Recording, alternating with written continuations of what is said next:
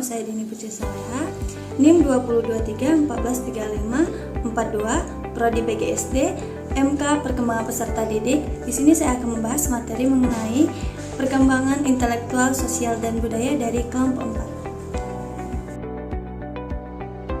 4. Yang pertama adalah pengertian intelek dan inteligensi.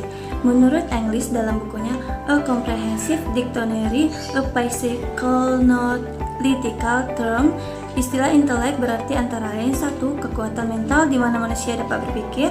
Yang kedua yaitu suatu rumpun nama untuk proses kognitif, terutama untuk aktivitas yang berkenaan dengan berpikir, misalnya menghubungkan, menimbang, dan memaham.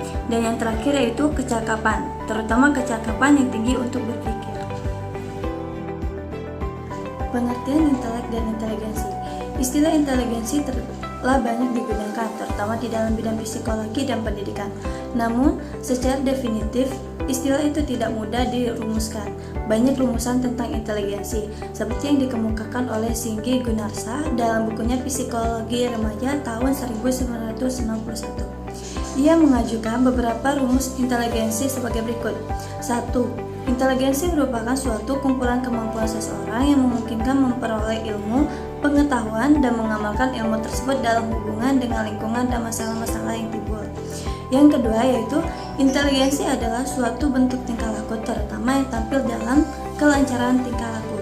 Yang ketiga, inteligensi meliputi pengalaman-pengalaman dan kemampuan bertambahnya pengertian dan tingkah laku dengan pola-pola baru dan mempergunakannya secara efektif.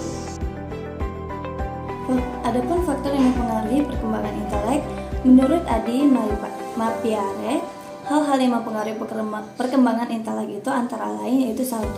Bertambahnya informasi yang disimpan dalam otak seseorang sehingga ia mampu berpikir kreatif. Yang kedua yaitu banyaknya pengalaman dan latihan-latihan memecahkan masalah sehingga seseorang dapat berpikir profesional.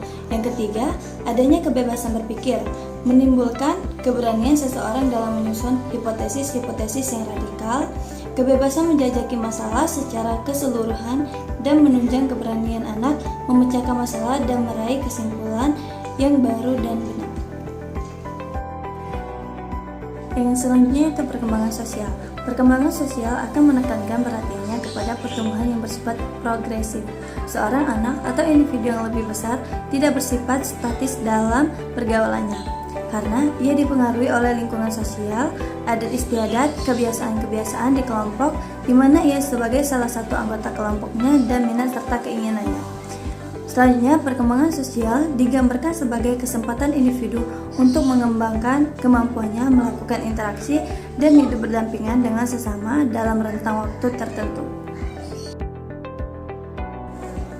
Selanjutnya yaitu proses perkembangan sosial pada masa kanak-kanak.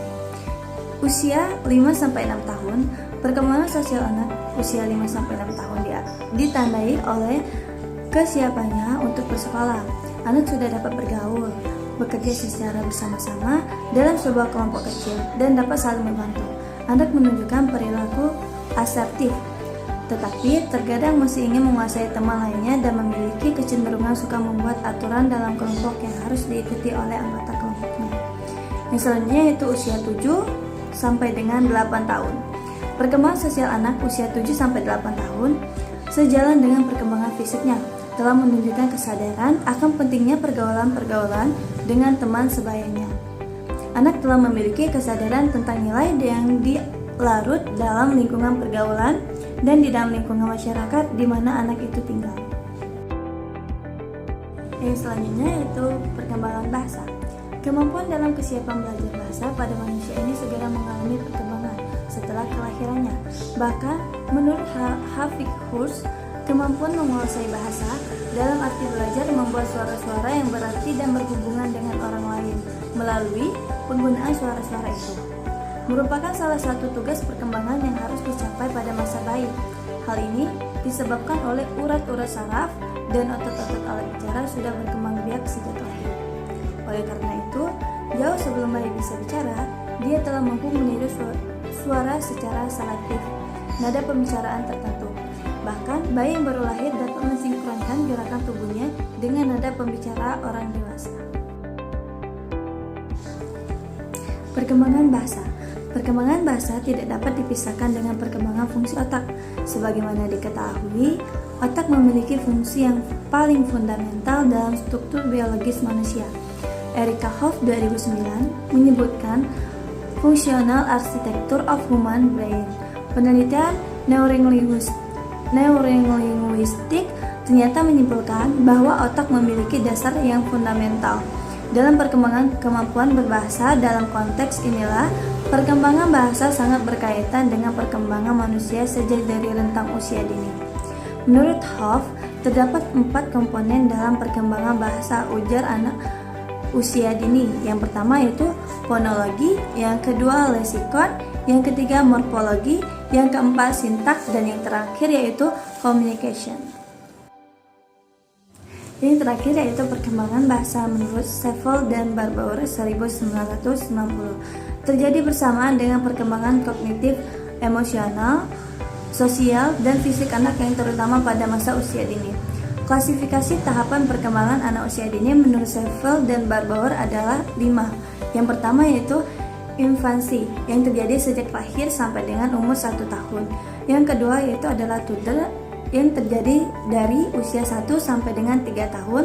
Yang ketiga yaitu preschooler, yang terjadi dari usia 3 sampai dengan 4 tahun. Yang keempat yaitu early primary, yang terjadi di usia 5 sampai dengan 6 tahun. Yang terakhir yaitu late primary, yang terjadi di usia 7 sampai 8 tahun. Baiklah, itulah presentasi dari saya. Saya meminta maaf jika ada salah. Sekian, terima kasih. Dadah. Wassalamualaikum warahmatullahi wabarakatuh.